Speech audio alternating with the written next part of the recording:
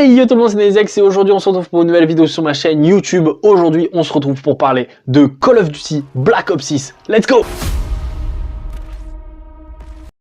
Aujourd'hui, on est là pour débriefer de la bêta de Call of Duty Black Ops 6. Je vais vous énumérer les points négatifs, les points positifs et le bilan complet du jeu. Juste avant de commencer la vidéo, si elle vous plaît déjà, n'hésitez vraiment pas à la liker, lâcher un commentaire et vous abonner. Ça me ferait super plaisir. Voilà, je m'appelle Nezex, je suis sur YouTube depuis un certain nombre d'années. Ça fait très longtemps que j'ai pas fait de vidéo YouTube. Donc franchement, si tu veux m'aider, abonne-toi frérot. C'est parti pour les points positifs de Call of Duty Black Ops 6. Premièrement, les omni-mouvements sur le jeu. La nouveauté de Call of Duty Black Ops 6, les omni-mouvements où tu peux plonger devant, arrière, droite, gauche, tu peux slide à gauche, à droite, à l'arrière. Sur la bêta, du coup, je suis rarement tombé sur des gens qui abusaient du système d'omni-mouvement. Peut-être 2-3 personnes qui le faisaient, ça dynamise le gameplay.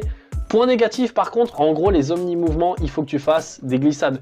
Sauter, c'est un inconvénient. Je t'expliquerai pourquoi après. Deuxième point positif, c'est les maps. Certaines maps de Call of Duty Black Ops 6 sont franchement exceptionnelles. Il y a des maps franchement où tu te sens vraiment à l'aise et tu sens qu'il y a moyen de faire quelque chose. Je pense notamment à la map Skyland, la map Derelict et la map Babylon, tu vois par exemple, c'est mon top 3. Et en plus de ça, ils sont super bien pensés. C'est-à-dire qu'en gros, c'est pas des grandes maps comme on avait sur MW ou sur les autres Call of. C'est vraiment des maps qui sont assez moyenne, enfin je dirais même assez petite en soi, exprès pour que la confrontation soit là, tu vois, être rapide dans le rush et tout à chaque fois, tu vois. Troisième point positif, les armes, notamment le sniper. Moi qui suis joueur sniper, franchement, le LR, incroyable, exceptionnel, j'adore, trop bien. Quatrième point positif, la simplicité du menu. Ça fait du bien d'avoir la création de classe en verticale. Tu vas sur la classe, tu sais ce que tu as. On revient un peu à l'époque de Black Ops Cold War, justement, où le menu était giga simple. Merci, vraiment merci Activision pour cet ajout, c'est trop bien. Cinquième point positif, sensation de gameplay Black Ops. Après qu'on ait enchaîné des MW, etc., franchement, ça fait du bien de retourner sur un gameplay Black Ops. Tu sens l'ADN de Black Ops. Petit point négatif, tu sens aussi une ADN de Modern Warfare. J'y reviendrai après par rapport aux couleurs. Sixième, et pour moi le dernier point positif de ce jeu, c'est le côté arcade. C'est-à-dire que c'est le côté beaucoup moins réaliste des autres Call of Duty. Juste le côté rapide. Tu vois, t'as envie de rusher sur le jeu, t'as vraiment envie de... Tu vois, de y aller, tu vois, d'aller dans le tas, de faire des quickscopes, trop bien, tu vois. Le côté moins réaliste, c'est super cool. C'est giga cool. Merci, vraiment merci. On en a fini avec les points positifs, maintenant passons au côté négatif. Premier point négatif, le SBMM sur Call of Duty. Bon, je vais pas m'attarder dessus, ceux qui savent, vous savez. Ceux qui savent pas, c'est ce qu'on appelle le skill-based matchmaking. En gros, ça regroupe les forts avec les forts et les nuls avec les nuls. C'est-à-dire qu'en gros, t'es niveau 52, tu peux pas tomber avec un niveau 3 dans ta partie. C'est impossible. Ça fait débat depuis des années dans Call of Duty. On demande pas de l'enlever parce qu'on l'a tellement demandé qu'ils vont jamais l'enlever. Juste de le régresser un tout petit peu, vraiment, pour que les games soient beaucoup plus agréables. Parce que là, c'est pas possible. T'enchaînes 3-4 parties où tu fais des bons scores. Juste après, tu te fais arracher la gueule, justement, parce que t'es mis avec les mecs qui ont fait le même score que toi les parties précédentes. Donc vraiment, c'est horrible. C'est trop fort. Le SBMM est beaucoup trop haut. Deuxième point négatif, les spawns. Les spawns sur Call of Duty Black Ops 6 sont à chier. Je le dis haut et fort, ils sont à chier. T'as deux catégories en plus de spawn. Une catégorie où c'est spawn fixe. Tu spawns, tu te fais tuer, tu spawns, tu te fais tuer, tu vois, tout de suite. Spawn trap. Deuxième catégorie de spawn, c'est les spawns qui sont complètement aléatoires. Une fois, tu peux spawn 2 fois là, et juste après, normalement, tu dois respawn là, parce que t'as pas d'ennemis autour. Donc, normalement, ton spawn reste. Bah là, en fait, tu respawns dans le spawn ennemi. Et les spawns, c'est un problème à régler sur le jeu final. J'espère vraiment qu'ils vont le régler parce que... ouais, c'est compliqué. Troisième point négatif, c'est certaines maps sur le jeu. Je pense notamment à une map qui s'appelle Rewind, qui me fait beaucoup penser à Warzone. Il n'y a personne dehors, tout est à l'intérieur, c'est que des magasins.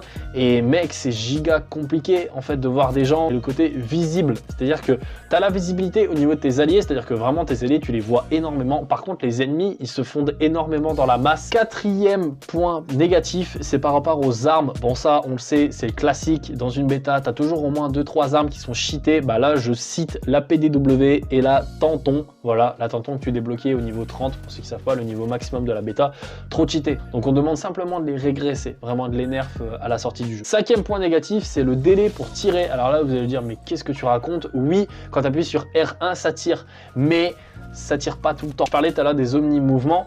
Quand tu sautes dans les airs, juste t'appuies pour sauter et que tu veux viser, bah, enfin que tu vises, ok tu vises, mais tu veux tirer, il y a un délai. Alors, je sais pas pourquoi c'est là. Quand tu plonges, c'est pareil. Quand tu veux viser, plonger et tirer, ça marche pas.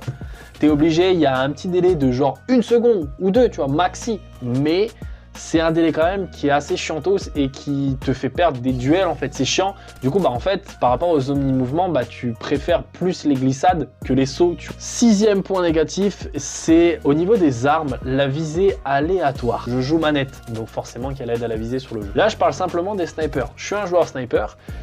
J'ai l'impression, et je suis pas le seul, Skyrose d'ailleurs le dit même dans une de ses précédentes vidéos, quand vous jouez au sniper, est-ce que des fois vous avez l'impression d'être sur le mec, sauf que vous n'arrivez pas à le tuer parce que vous n'êtes pas dessus? Combien de duels, combien de quad feed, combien de feed j'ai loupé à cause de ce truc-là? C'est un truc de baiser. Combien de balles j'ai loupé à cause de ça? Parce que bah en fait t'as l'impression d'être dessus, mais en fait t'es pas dessus. Septième point négatif, oui il y en a beaucoup, je suis désolé. Les omni-mouvements. À cause des omni-mouvements, tu peux plus faire des jump shots. C'est-à-dire qu'en gros, des jump shots tu peux toujours en faire, mais c'est pas autant efficace que les glissades. Je sais pas comment on peut appeler ça, les glissades shots, je sais pas comment on peut appeler ça, mais littéralement, le jeu préfère que tu fasses des glissades plutôt que des sauts. C'est-à-dire que quand tu fais des sauts, ça te désavantage, en gros, ça te donne des inconvénients dans ta façon de jouer. Donc c'est le côté négatif un peu des omni-mouvements où effectivement tu peux faire ce que tu veux, mais ça avantage quand tu fais les glissades plutôt que les sauts. Voilà, petit tip, ce que je dis, je sais pas qu'est-ce qu'il faudrait régler dans le jeu final. Huitième et avant-dernier point négatif, le time to kill est trop bas sur Black Ops 6. Du coup, tu te fais tuer beaucoup plus rapidement, du coup ça veut dire que le tressaillement est beaucoup moins là, entre guillemets, genre littéralement tu meurs très vite. Et c'est d'ailleurs pour ça que tu peux pas autant enchaîner que sur les anciens Call of Duty. Par exemple, moi, comme je suis joueur sniper, quand je tue un mec et que je vois qu'il y en a genre 2-3 qui suivent, déjà il y a les 2-3 autres qui me tirent dessus. Du coup en fait je tue un mec et je suis obligé de me décaler de le temps que mon chargeur il reload, enfin mon sniper il reload pour remettre, tu vois. Alors qu'à l'époque, bah juste tu fais ça et la vieille technique, tu tires, tu t'abaisses, tu tires, tu t'abaisses. Bah là c'est plus trop possible parce que c'est pas autant rapide qu'à l'époque. Et là on arrive au 9e et dernier point négatif que je trouve vraiment important et qui donne cet aspect de Black Ops 6 un peu bizarre, je vais être honnête avec vous, c'est les couleurs. Et là vous allez me dire, mais qu'est-ce que tu me parles? Oui, les couleurs sur Black Ops 6 sont très différentes des autres Black Ops. Là j'ai l'impression que sur Black Ops 6, c'est d'ailleurs pour ça qu'il y a beaucoup de monde qui pense qu'il y a une ADN de Modern Warfare.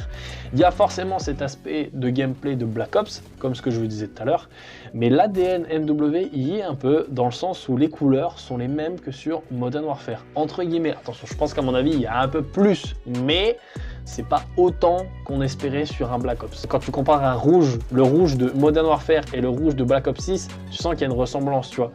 C'est pas le rouge de Black Ops 3, un rouge bien vif, non, c'est le rouge un peu Modern Warfare.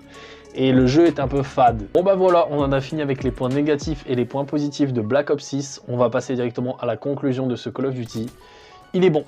Franchement, c'est un Call of Duty qui est très bon, qui est très prometteur. Ça fait du bien, je vais être honnête avec vous, ça fait du bien. J'ai bien joué au jeu, les sensations de gameplay sont là, les sensations Black Ops sont là. Ça fait du bien de retrouver un Black Ops comme ça fait du bien de retrouver un Call of Duty comme ça.